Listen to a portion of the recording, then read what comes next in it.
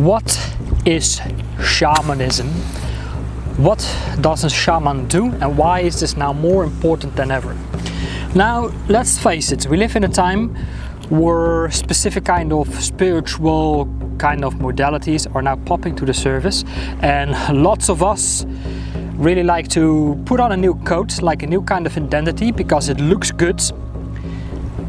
But it's nothing more than another label we like to identify ourselves with. And now we have all this new kind of spiritual retreats and workshops and courses and events are really like popping to the surface like mushrooms. There is a new demand, and when there is a demand, there will be a supply. Now, there's nothing wrong with that. I mean, I'm all about commerce and trade. That's really my background and really where I'm coming from. But someone who offers any kind of course, event or retreat or workshop has really lived through it himself or herself. So let's discuss that, because I have followed quite a few workshops myself, and it's all great, but I never really saw myself instantly like, okay, so now I am a healer. I've been through many kind of professions, but now suddenly I am a healer, I am a therapist, I'm a coach or whatever, because there is a demand, so I should be able to offer the supplies and I will put on this hat. I think shamanism is a path dedicated towards self-healing.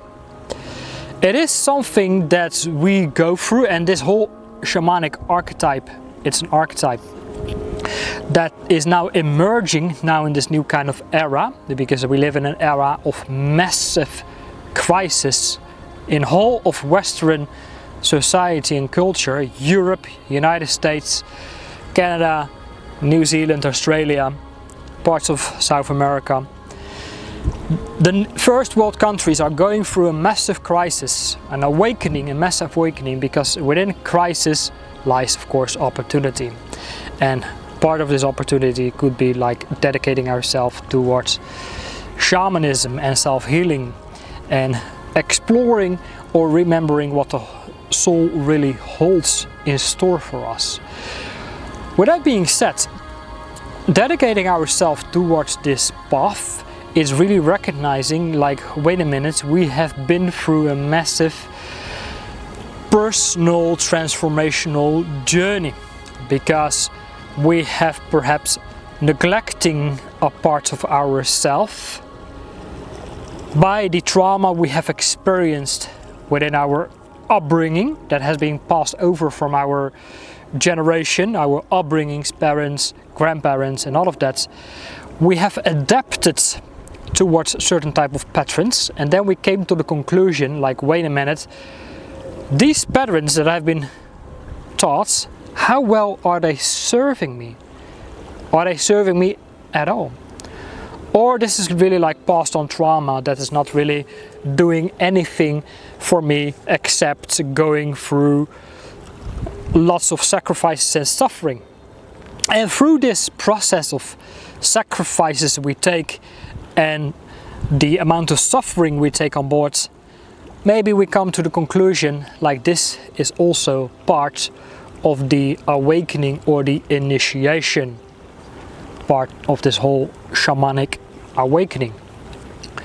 So as the sun goes brighter, apologize for taking off my sunglasses, but then I can continue to see something.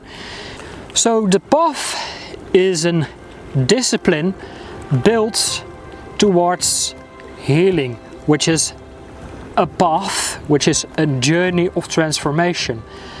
Shamanism is not really just about a cure that fights against symptoms, because I don't want to speak badly, but let's say modern day science or medicine offers us the cure to fight against these symptoms of illness and disease, with lots of different kind of side effects, because of course a cure sells, but a process or a journey with not knowing exactly what is at the other end of it, because the ego really wants, like, okay, if I do this, I expect this as an end result, and therefore, you know, I am willing to take on the investments or whatever, whether it be time, money, energy.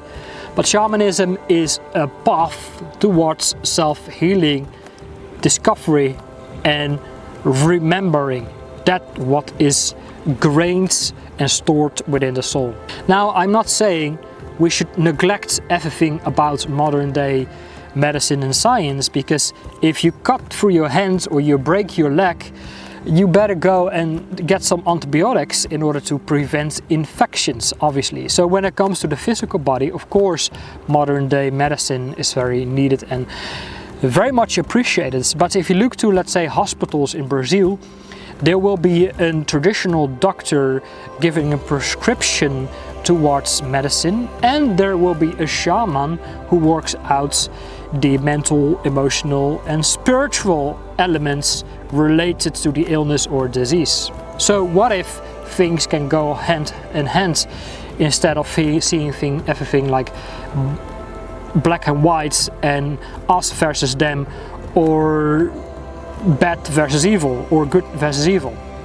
So it's much more about remembering our true nature and reconnecting our true essence that lies dormant within us, but it's also that essence that exists all around us. The spirit of the land, the spirit of nature, the elements, and everything is basically like connected. Like our 5 basic senses could perceive material objects, but what is the space between that object? Can we perceive that as well? Does that include something ancient? And within essence, that's really like the core of animism as well, because shamanism is being rooted in animism, which is kind of like the belief and the culture and the tradition that everything holds a spirit. The land we walk on, the earth, the nature, the elements, the water, the air, the fire, the earth, the spirit of the animals, of humans, everything is basically like connected. Like we are like a tiny little drop of water that swims around in an infinite ocean of awareness and consciousness.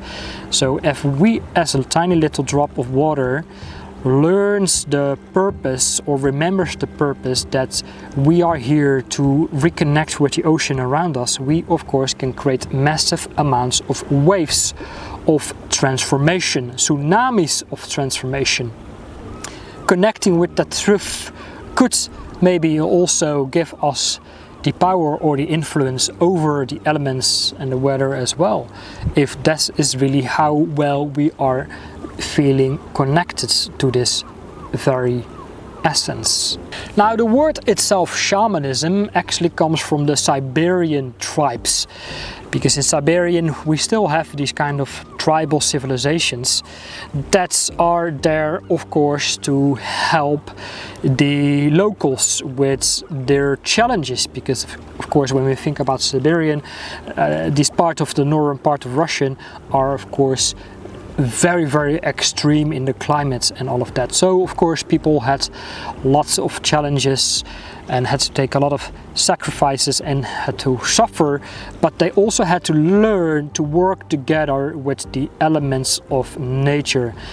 And that's why we still have the kind of these tribal civilizations up there. But, and I will get there to this point on why it is now more important than ever, it's not only really related to the Siberian parts, because also all over Europe we had shamans as well, together of course with the North Americans, the South Americans, and all over the world we had medicine men and women dedicating themselves to the healing arts and to mysticism and esoteric practices such as divination, and I will get to the point as well of what exactly does a shaman do. So dedicating ourselves to the path of shamanism, it's really dedicating towards a path of awakening and initiation. Now I think this is for us as men now even more important than ever, because if we really look to some of the political and social engineering, geoengineering kind of agendas and the things that we see in our world for all our different kind of crises at so many different levels, we also see, of course, a crisis within masculinity. Now, we can go into the superficial ways of, we should go and do a lot of fitness and work after our health, wellness, nutrition, become an alpha male and all of that stuff, and be in top 1% or 10%, because really that's what that is really what woman wants, of course, these days. But what if, like, part of the masculine initiation is diving deeper within our soul as well, is dedicating to our true nature? And part of that is realizing that within the masculine, it is also very important is that we seek out hardship and challenge, is that through our way of sacrifices and journeys to suffer, that's really where we find our initiation. And dedicating our path towards shadow work or embracing the dark night of the soul, where we feel completely disassociated from the world and life around us, is that we go through, let's say, an ego depth that we are experiencing some kind of identity crisis, like, who am I really? That's the biggest question, like, who am I really, and what is that I'm supposed to do here? Where did I came from? And based on that kind of information, how can I integrate more of these divine archetypes of ancestral healing and developments, know our past, heal our past, so we can optimize the present, so we can go and conquer the future. So shadow work is a very big part of this whole shamanic journey as well, which is the majority of it, I would think. And why that is also really what I kind of discussed already in one of my previous videos about, what if ADHD is not really like attention deficits hyperactivity disorder, but what if ADHD is more about ancestral developments and healing disassociation, because this is also the way of how our ancestors used to live. Think about our hunter-gatherers, the hunters and the warriors, and this is kind of like shamanism played a massive role, because of course the hunters, they were getting out there in order to provide food and game on the table, and the warriors, they had to go out in battle in order to keep the locals and their tribe safe from the enemy. And shamans were there, of course, to heal the wounded who came back from the hunt and the battle, but they were more like nomads as well. And obviously within our modern urban kind of way of life, we don't really live like hunter-gatherers anymore. I mean, now we trade our time for an income, or we create some sort of value for the world, and in return for that we earn ourselves a living, and we go to the supermarket and some kind of global corporation has kind of like supplied us with kind of like a food. But then we go into the elements of nutrition, like how is this really feeding ourselves? But this is more about realizing that we have something very ancestral and ancient stored within our soul, within our blueprint, that, yeah, sure, we could look at not only from our direct upbringers, our family generation and generational imprints, but we can go hundreds, not even thousands of years back, not so much in a linear time-space reality, but more like throughout parallel realities. And perhaps we could really look into our ancient civilizations and what happens within these ancient civilizations. Think about the time of Atlantis, Egyptians, Lemurians, ancient Greek, and from that, of course, how the Roman Empire has influenced the spiritual cultures and traditions all over Europe, and how that has further influenced the European kind of time of colonization, and how colonization has, of course, further erupted and disrupted animistic way of life. Think about the North Americans, the Native Americans, and the tribal civilizations in South America, and how, of course, we kind of lost the connection we always had with our own nature and with nature around us, which of course is coming back to our animistic way of life. But if we go much further, we could also see that, of course, within the Atlantean age and civilization, perhaps we also had priests and priestesses, healers, DNA, genetic kind of engineers who used to upgrade our DNA in order for us to open up more to higher consciousness. In order, which I also mentioned in my previous video, we kind of like lost that kind of spiritual power throughout corruption. So therefore we kind of like, we are in this lower state of consciousness, and now we suddenly start to realize, like, okay, we have that, but we are so much more than that. Now we start to remember that's what really already exists within us. And through this recognition that although we might feel a little bit disassociated with the normal way of life of how modern society and culture is currently living, and how we feel deeply disconnected from that is causing this kind of disassociation. Maybe we have already been labeled with autism or ADD, ADHD, which I've already mentioned, and of course the majority gets medicated in order to perform, to fit in, but maybe we were meant to truly fit in, because through this disassociation we recognize we are becoming a bridge between this world, material world of modern day life, and the spiritual world. And that's really how we could find some sort of, through visionary states of being, let it be in dream state or an alternate state of consciousness,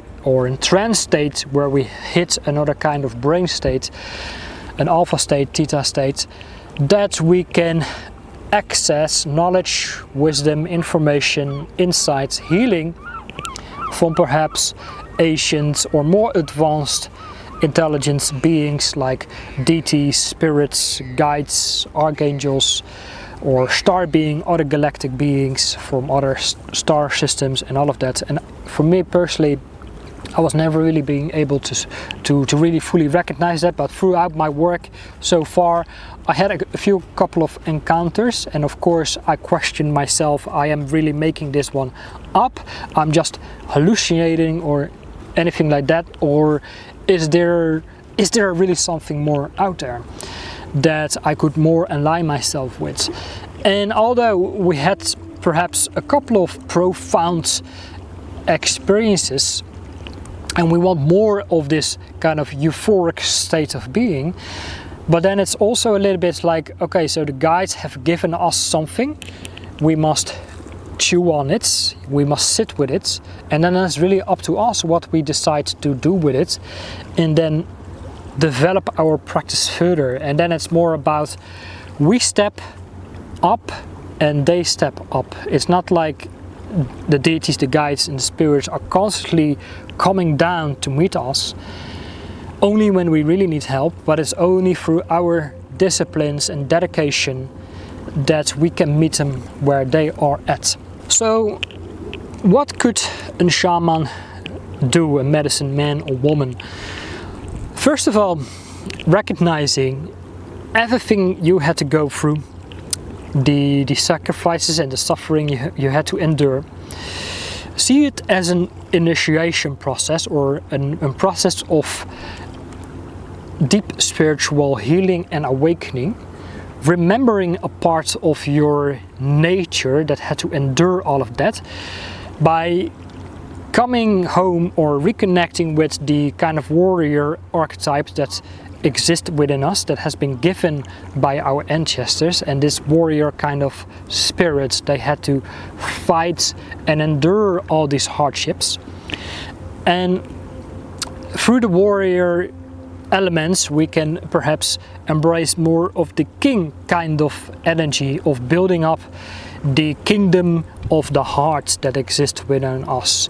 And once we have opened up the heart, then we can continue to build our kingdom and legacy in the outside world. Let it be a community for other people to feel safe and secure, where they can come together kind of like in a tribe or a community, where we can open up towards each other and share stories and insights with each other. So that's part of the process.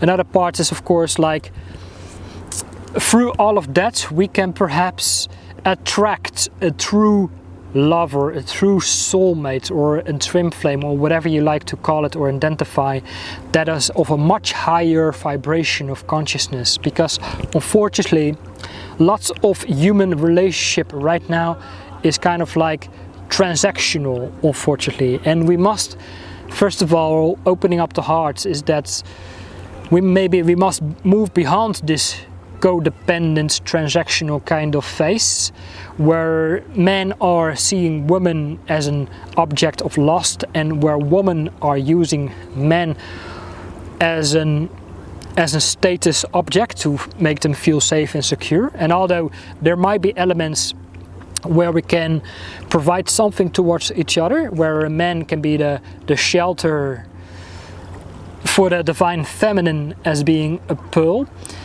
within, of course, within the shell, but that we can also come together from another kind of like higher lover state of consciousness, and eventually tapping into the archetype of the magician, where we become like the channeler, the mystic, where we can access these divine insights and inspirations and knowledge and wisdom and healing energy that we can bring forward into our tribe or community through, first of all, our own individual practices that we have incorporated within daily disciplines. Through practice we can teach and we can share. Some of these modalities could hold, let's say, soul retrieval, where we retrieve or extract fragmented parts of the soul that has been lost through abuse or neglect, or throughout the process of our initiation or our journeys of sacrifice and suffering, where we lost part of our soul, and now we can extract or retrieve, so we become more like a whole individual being, like a spiritual being, of course, having here a temporary human experience. Another part is soul retrieval or ancestral healing and past life regression.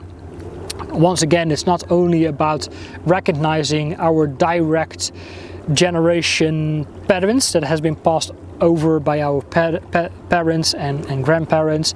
For example, as you could see here, I'm here from the southwest of the Netherlands, here in Zeeland, and the part where we have lots of water, that of course where the locals always had to live with and against the elements of water, where there were fishermen and traders and sailors, but they also had to endure the elements of the high tides and the storms and all of that, which also could cause and have caused, of course, lots of traumatic experiences.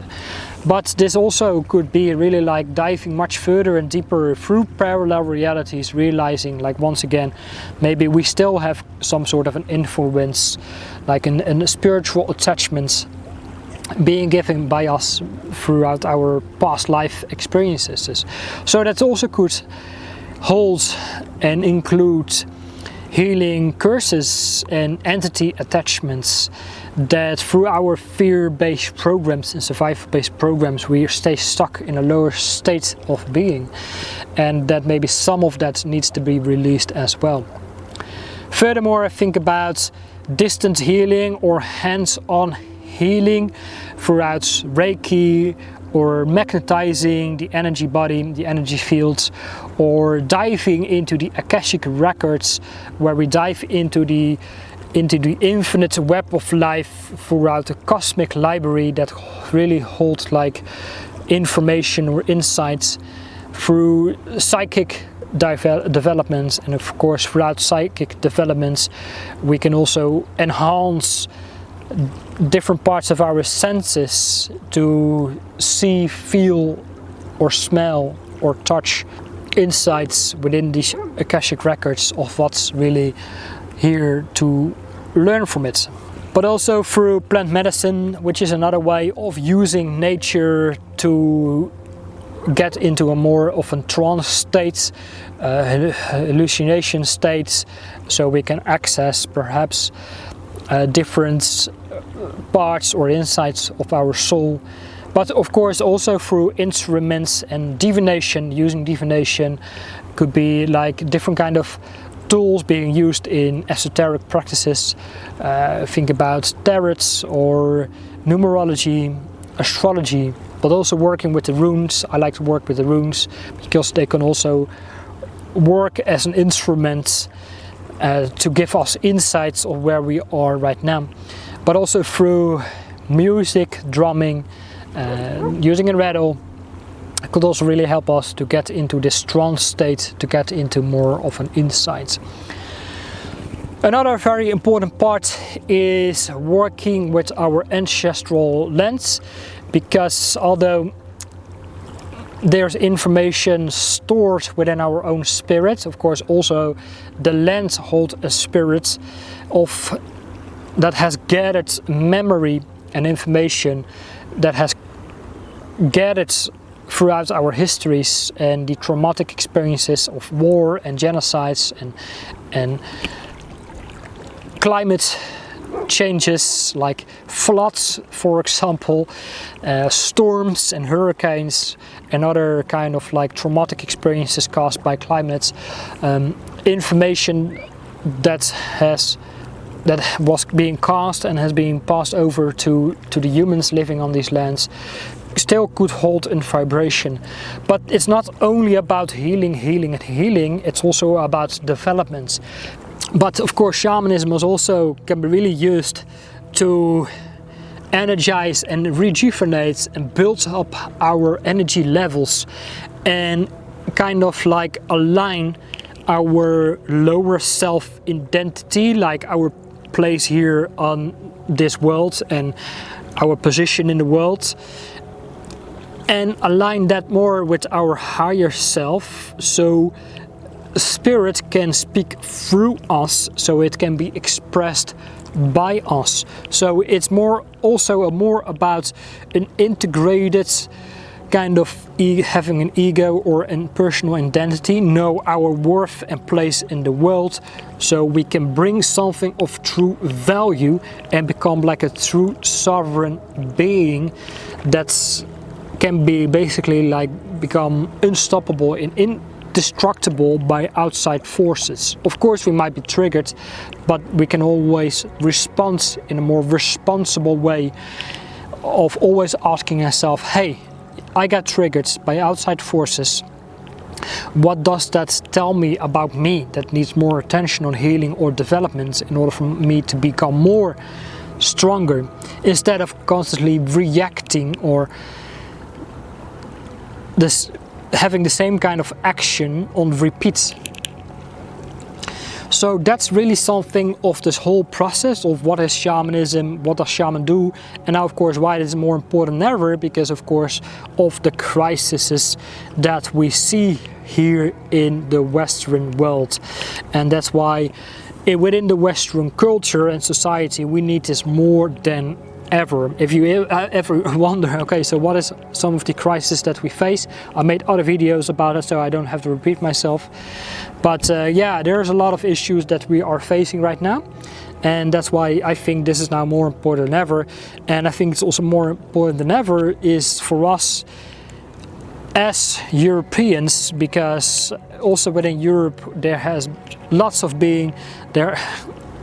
been lots of different kind of crises and genocides and wars being played out by evil spirits and by powers and control systems that has robbed us from our spiritual powers. And now it's more important to remember the old ways of our ancestors. And that's why I named my channel Germanic Wellness. It's really looking to the health and wellness, spiritual health and wellness from our Germanic ancestors, from the Northwest European tribal civilizations.